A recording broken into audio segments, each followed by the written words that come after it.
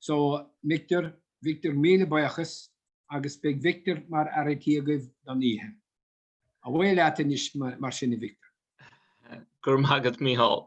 So just bhálum fáilte chu rih gachéine atá anseo gon sa chruinniú Zoom anseo ag an Uíche Bhothántaíochta inniuh agus tá sulagam go muna sibh sulta as agus mar dúirt me gur míle maith fes bheith anseo.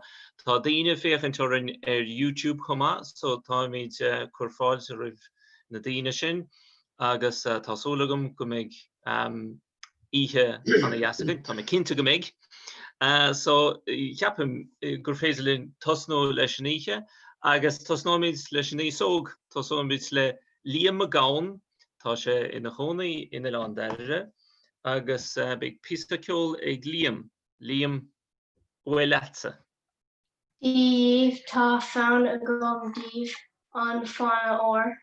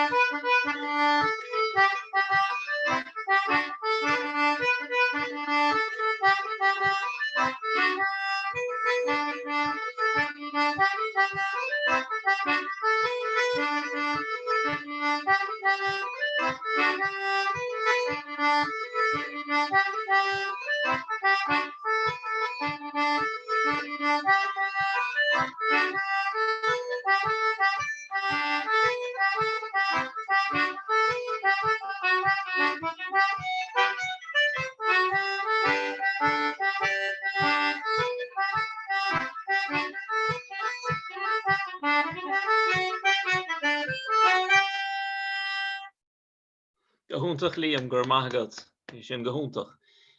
Méid píosa eile agat ná ré? Níl. Sin é, gur míle maith agat Liam sin túsúntaach don Uíche, gur míle maith agat.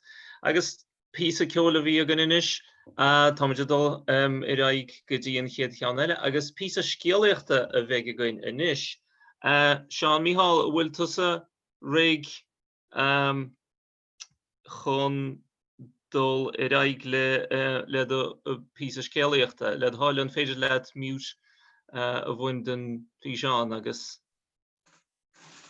Seán Mícheál ó donna chú ina chónaí Ingleán bethe. Cad a neosa tú inniuh? Tá sais merúil orm bhí mé chun presna damta canna. Óg má, come tá sé sin. Thos nó mé an orán, beag píosa scialaíochta gom í héile díobh. Na bhá, gohúntaach gur maith agat. So ní léon ceola gom, so caiig sibh mé túnachan sibh féin. Tras na damta, dul sir, slán leis an oignas is slán leis an gín, gale macrí agus galí an grín, gale bheith felle go héirin, chonach ma góhan de tíre géin, ór agus arigid service an tail, airín an crín am le brac I gach le. Meg dream le dúhiig mo faointe agus stras na dáanta dul sir, slán leis an oignas is slán leis an gin, Gale mo chrí agus galí an green, Gale bheith felle go héirin. Mainte run éir siad card mo chrí, Fáilte is féle bheith romer gaftail, agant an tail sé gaoimar an rí, gur lósan na hínfar I gíl mé agus stras na dáanta dul sir, slán leis an oignas is slán leis an gin, Gale mo chrí agus gale an green, Gale bheith felle go héirin.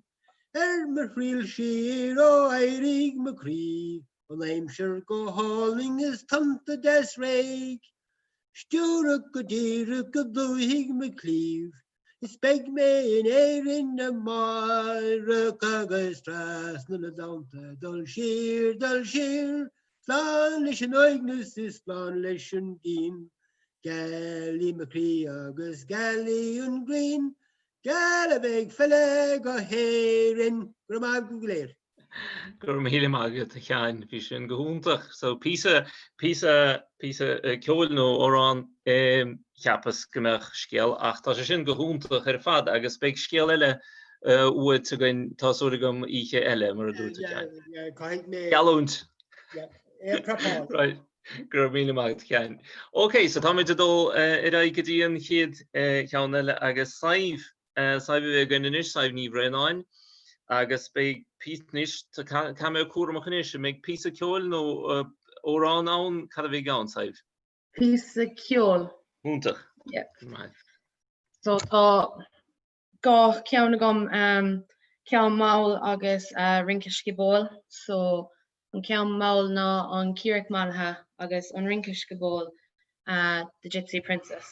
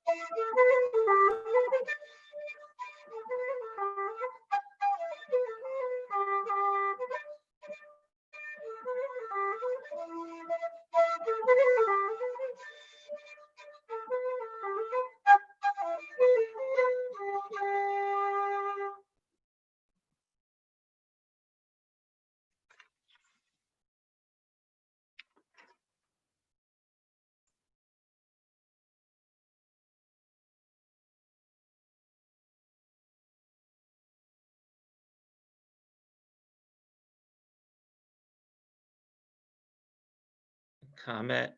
Og Maleshkel, cool, near cool shiv Maleshkel.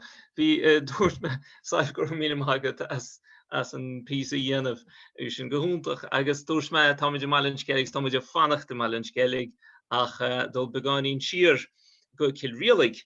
Ach so Mike O'Callig, Mihal O'Callig go kill reelig evig mon canonish.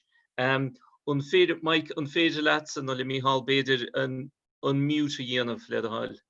Tá knapin sin ag bun an scailán.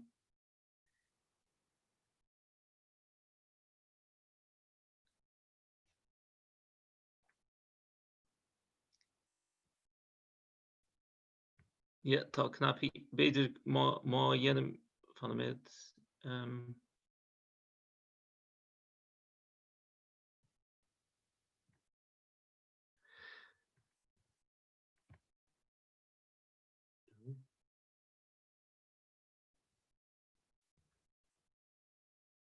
Tá sé cathe rud a ginnta bheith bun an scailán chlé.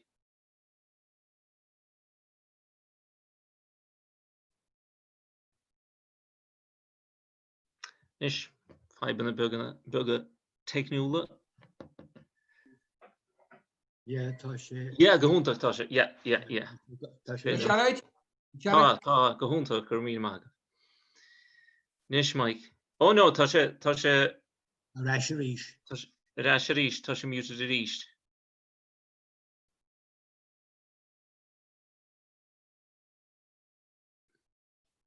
Bhí sé couple of second agus bhí sé go maith agus an sin tá sé muted a ríist.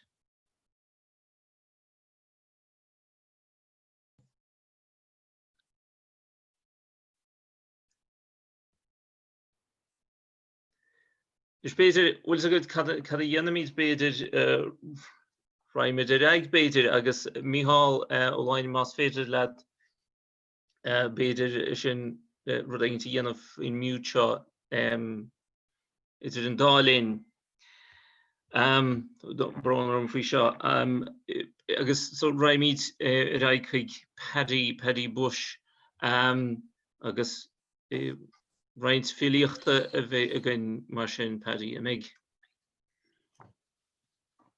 Okay, an fé leat mé chlas? Is féidir. Okay.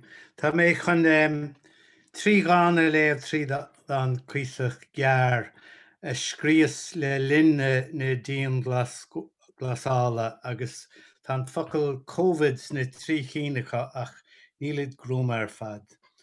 An chéad ceann mar go raibh sa tuairt aire faoi leth ar llín ar dhéana sríomh hena don éanla na héanacha agsúla a chnoc ar an dráig agus timpeall na fáile ar a gcónaíom. Éanla na Cóvide, de cheann mac a tíigh.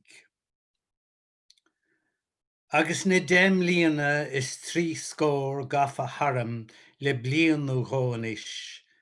Táim neadathe dá réir nar dig ar bhruach na fáile. Riamh níacha, fíor spéire is farige cho lám írinach.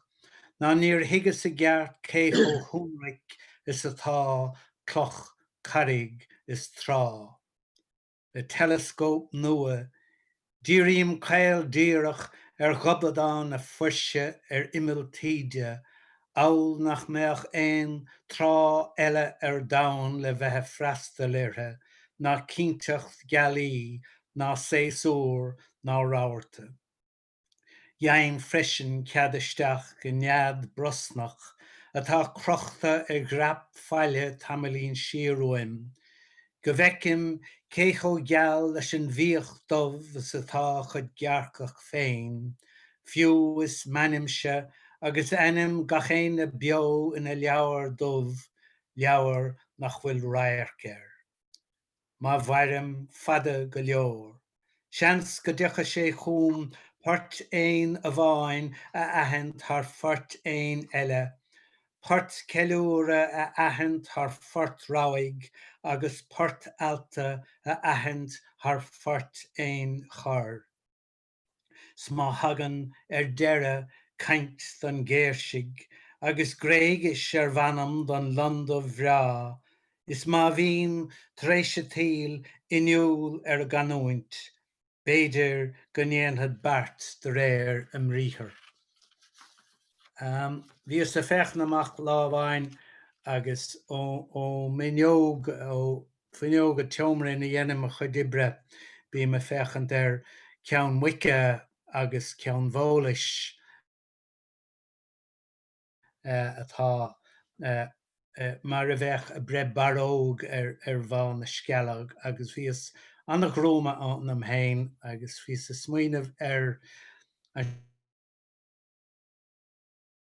Seanrá, go gastar ile ní castar na cnic ná na sléite agus bhí sé maigine nach bhfuil na daoine cas a chéile nó nach raibh ag an am son. So scríos galar dúacht na Covid-e. Tá ceann Mhólis is ceann Uíche le cianta mar a bheith sigéirí baróg a bhreith a chéile mór thimpeall bhán na scealag. Inniuh cloisim iad ag leithíne sin dóibh féin go gasfar cnic agus sléite a chéile I bhfad éireann sa le gasfar a ríis na daoine. Agus an tríú ceann ní réon ghrúmach den éachróin chuasamach maidin álinn a bhí ann lár mí meitheamh lár a thabhraigh agus bhí a fechan dúim na Rónta agus choréis agus nead ag fadó cladaigh ringed plover a bhí ina sí ceire uibhecha an dráig. So scríos benú maidine le ling na Covid. Maidin lár thabhraigh bhróch na faile, ordaim na gluiní le thoram chun na farige. Chairigh gníochtar trá, trú rón sínta na neallamh cluiche an ríonú féin. I línta crith lónracha, choréisc ard chéimúil a pseacha go choréiseach ina híomhá féin. A dráig híos fum, fadó cladaigh site go clochar na hibhecha a chunach a réir. Mar a bhí riamh, mar atá fós, mar a bheig, beníon dóibh go maidinúil, benítar mé. Gur maith goibh Uíbh. Gur míle maigad Paddy. Is at mar a deirtaíine sin fi láthair bhfuiltá sé tá de teachtamach beidir as tásúlagam ach bhí sé beidir at agus stócha gur an sé smaoinemh túir ní beidir gachtain is smaoinemh rudaí nach raibh tú smaoinemh ruimhe sin beidir well ní mo chasa bhí sé álaigh péisceile. Gur míle maigad Paddy agus táid a dólar asúlagam go bhfuil fáibe na fuama réitithe ag tí bhí lein. Ja, well, an féidir leat mé chlas? Ja, an féidir leat ceantas na goháin a bhuacha go thomláin. Tá mar an fón in is. An féidir leat mé chlas? Michal, is féidir ach an féidir leat an riomhre nó an tablet nó an dara ceanna a bhuacha go thomláin. Mar tá macala ann. Yeah. All right. Away at an issue, right? Right. Yeah, Tom, I can show that kilominish. The hunter, Gurmagad. O chlon negus mer fadar chalin da som. Nichen bos bre le Thomas abor. On chorpig sham hen tar evor lanus tiron. Madamadig me besen tar hier chunte wio. Rock me marke yar lana fin chil. Gan chil gan bad gan grane en vedam. After a load na grave, Mariedach lapos michun. Sodder shach wan dieges to fjachen tara manaum. O geloof bio, malo marichrach me shariam. Ake gemmer se go leol van het jasse fenschliam. Maar a chael to de slor, ni gewoon a chael me michiel. Agus ni madam de fog na de vronata kaule blien. Agish de stor na posin shandeneliem. Ach posen farog ma vron mara mara sheplien. No beg to go fall. Is gan or wachot de huun. Ach is shelf doorge tranon, nu maden go do. Okay. All right, Victor. Yeah, Gurmil Mahagav, Gurmahad Mike, Gurmahad Mihal, agus Mihal Guhunta, Gurmahagav. Nish. Yeah. Tamid dul aig godi Marion Neil agus Crimsus Patleti agus big Aurana got Marion. Neil beg me actionum an adogstán Victor. Yeah, Guhunta Marion Gurmagad. Dús seinig mé gá piasa si beag si bú de láh agus annig mé raig le piasa eile is é an tamatá ná an tián dorcha agus chríochmig mé le port de Maiden the Green. Guhunta Gurmil Marion.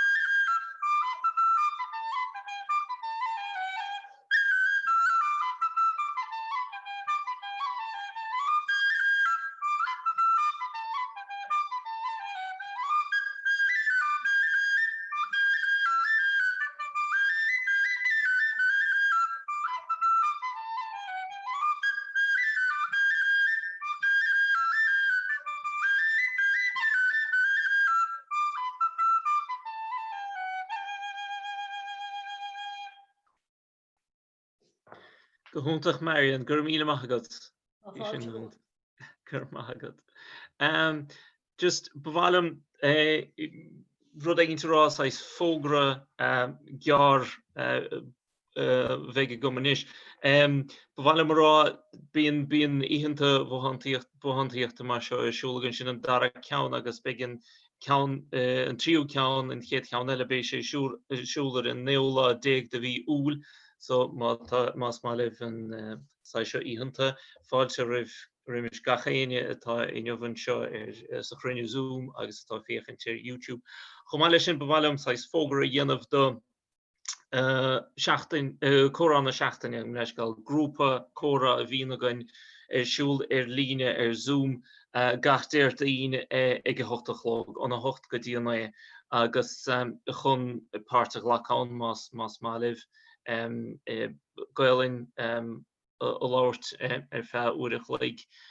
Is féidir ríomhfosta cheola chuig plantanga @gmail.com plantanga sin Uíbh plantanga @gmail.com agus seolamid an nas chuigean chéad grinneile chugah.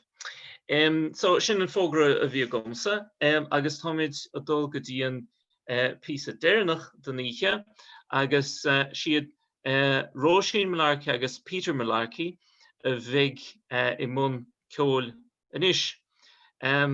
Is an féidir libh Victor. yeah, go húntaach. First one. Is it the priest you want, followed by Mandy Kiss the Quaker's wife, and one that's known as the Kaiser, also going to the well.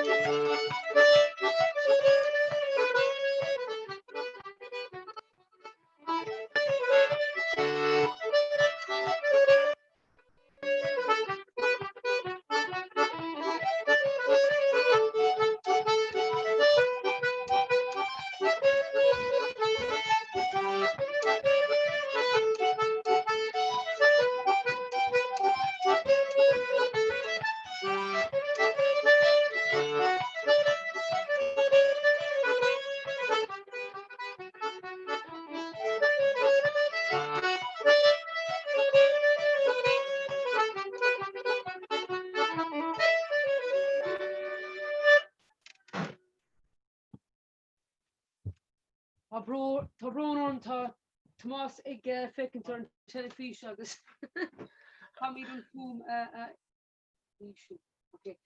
sin ceart go leor.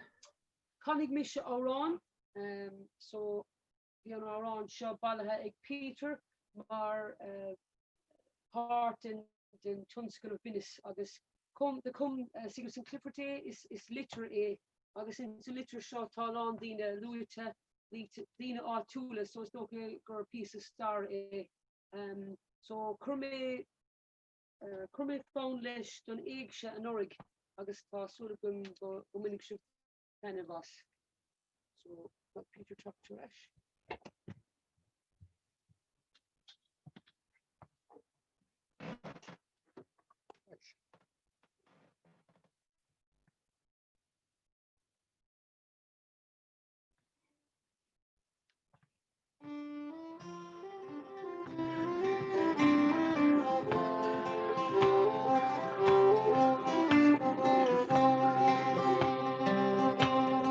Oh, where is William Casey now, and where is Paddy D? And does the Cavan River run beside O'Connell Stream? Does down the cannon ring the bell to call the faithful everyone? Does Paul and Wilton make his Thompson, where is Kenny Bun? Nor the Yankin tiny small and grace their lineage with such style. Tell me now, where are they all, and who plays guard with Paddy Doyle? Mike the Baker and Jim Joy, Teddy Casey and Tom Shea, do they still walk the old road, or have they gone away? Is life been kind to Patsy, or the heart still lying by Jackie Jane? Does Pats fit smoke his pipe at night with Mike Burke down the lane? Does Yankee Dunno who fish the bridge and Yankee Reagan ruled on bond? Does Patsy plan out for his jokes? They're dancing by the lawn.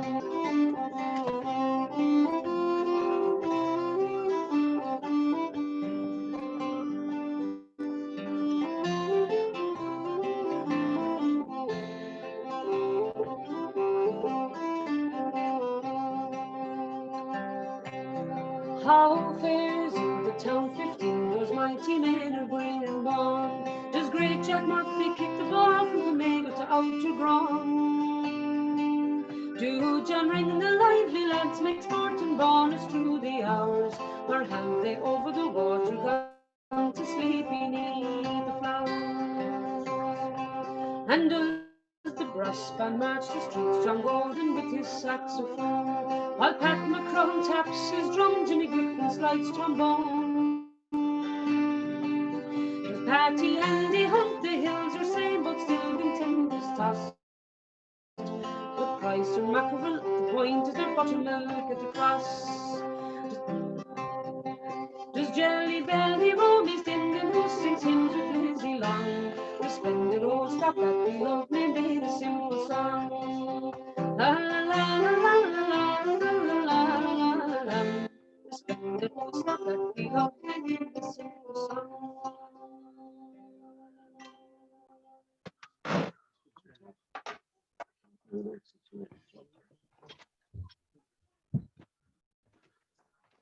Brónán faoin fún tá Tommy fecintar an telefís agus níor hiic sé chun é íslú tá brónán Sin ceart go leor. Panaméid.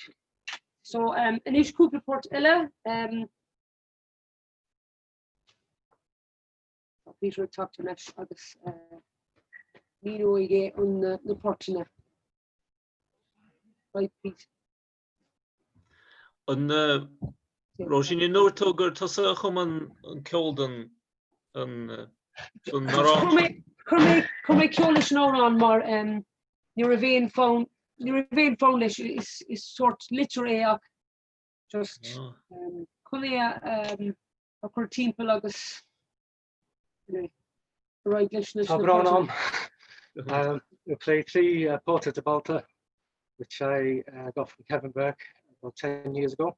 We had the pleasure of playing them in Checkamagan with him in a concert we did, one of the first Guinness concerts. First one's called Up Sligo, followed by the Rollicking Boys at Tandragee, and Out with the Boys.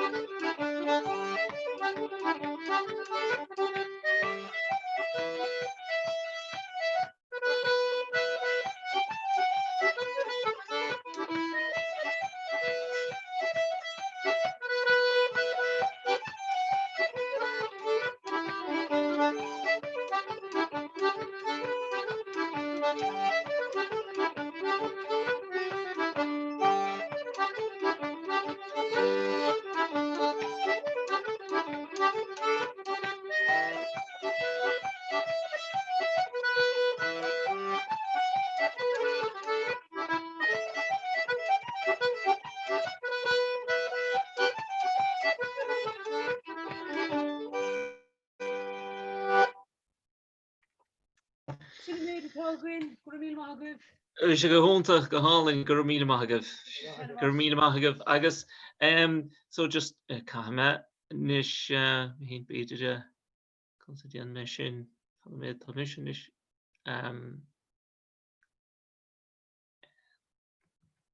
óráid tá gom níos beidir mar seo. Agus well beidir go gríoch nó me le me buchas a ghlacha gandás le gachéine bhí páirrta chuniuh hí féchanint ar YouTube a go háirithe na daoine bhí a ghlacha páirt gur míle maithagah as bheith líne inniuh nocht agus son chu rud é beidir an teicneolaíocht atá ar fáil is agus gur féidirlín gohanna chéile a chluisint agus sin ar achar an na chéile agus tásúla gom nach gear nach fada go méid mu an techt le chéile náteigint go fisiciúil mar a dearfa go réalaich agus go mé mit abalta íhananta mar seo a dhéanamh bharachtáil I bub nó in náteigint teile. Ach tá sé go deas chomá mar bhuianta ní féidirlín taistal nó tá rud a dhéile le déanamh gine agus táid gnóch agus féidirlín bhuiireach le beidir a gáil I rihin le agus techt le chéile ar líne so beidir gur deisiúntacha sin amach an seo chomá. Gur míle maithagah as bheith linn, gur míle maithagah as an ámachatha linn agus tásúlagan gur bhain sibh tainmhas agus tásúlagan sibh iscint an cheadú eile. Gur míle maithagah míle buíochas agus sláán.